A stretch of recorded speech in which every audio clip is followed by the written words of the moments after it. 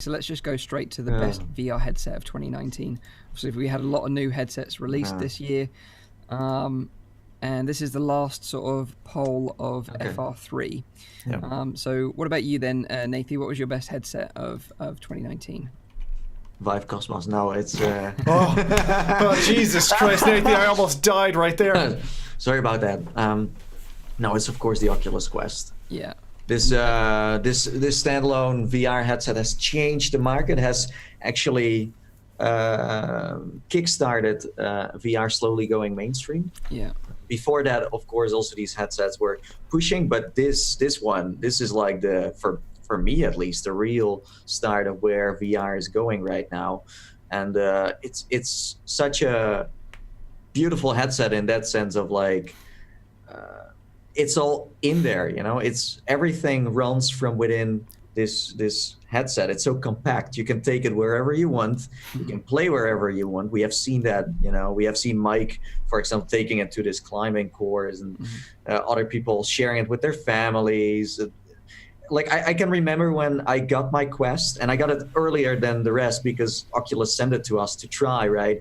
And I was like, wow, I can just set it up wherever I want. I remember just playing Beat Saber on the bed because I was like, I'm just gonna try it everywhere. And then suddenly I put it on again downstairs in the living room, and I was at my parents' house to show like what it could do. I was just walking around because I had the see-through camera, and I was like, this is amazing. This is so cool, and this endless possibilities of how you could set up your play space. It was all so easy. The barrier became extremely low compared to any other headset.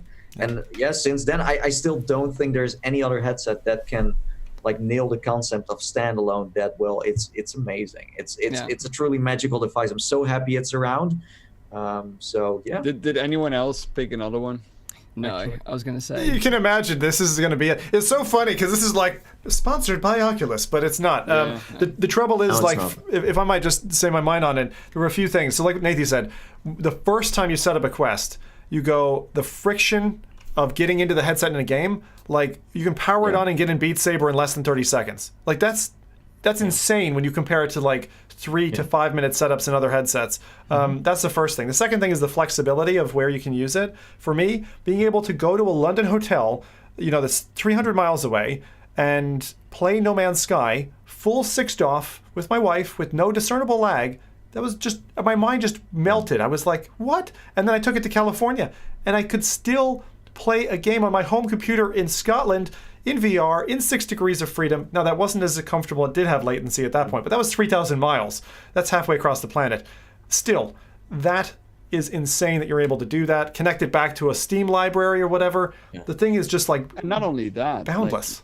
Like, if you're a company and you want to pitch a project, it becomes so much easier since you now can like bring that on. If you're a teacher and you want to show some kids a really cool kind of educational tool, you can show it right there. If you work in health, you can take it to a hospital and you can like introduce people to it there. It's like the application for this goes so far beyond just regular gaming that I think it's like it deserves to be the top and it holds spot. its battery. It addressed the main problem I had with the Go, which is that the Go, you charge it today, you go back to it tomorrow, and it'll be flat.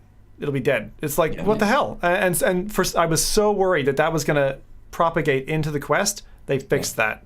So whatever battery management technology they used or battery tech is in there is different from the Go, and it's a materially different experience. So it's not perfect, right? It's a bit front heavy still. The speakers leave a lot to be desired, but if you're willing to put up with that stuff, the flexibility is just great. And also the form factor, it doesn't fit on a plane as easily as the Go did, and I kind of miss that. So I look forward to the day when it's slimmer.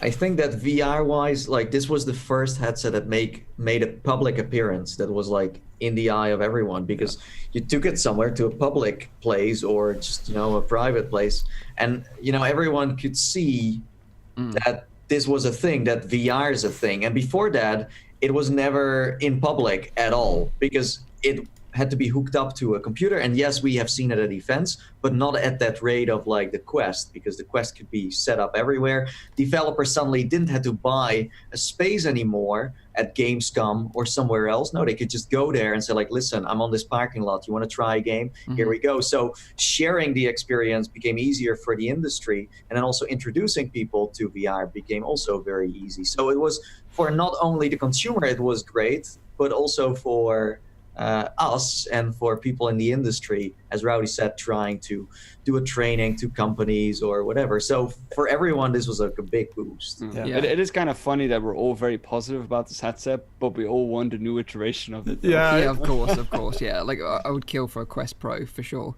But like, you know, like you guys, you know, for me, it's just the innovations, particularly recently with like the link cable edition and now the hand tracking.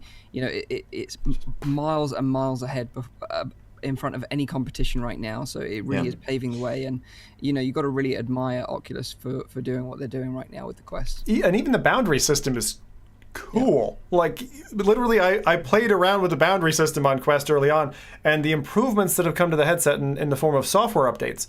You know, when you kind of plot it on a graph and you're like, okay, we were here, you know, back when we saw it first, then we got it in our hands, then we got, you know, these other things that released. Like what Mike said, the iterations have been incredibly strong and say very positive things for the likes of hand tracking. Where's hand tracking going?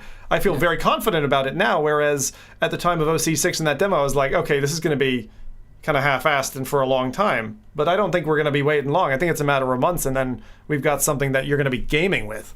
Yeah, which is cool. Yeah. I want to remind people as well, for anyone who's joined us, we're doing an interactive part of the podcast. You can go to slido.com, that's SLIDO.com, and the hashtag you want to use to get into and answer these questions with us is FR3.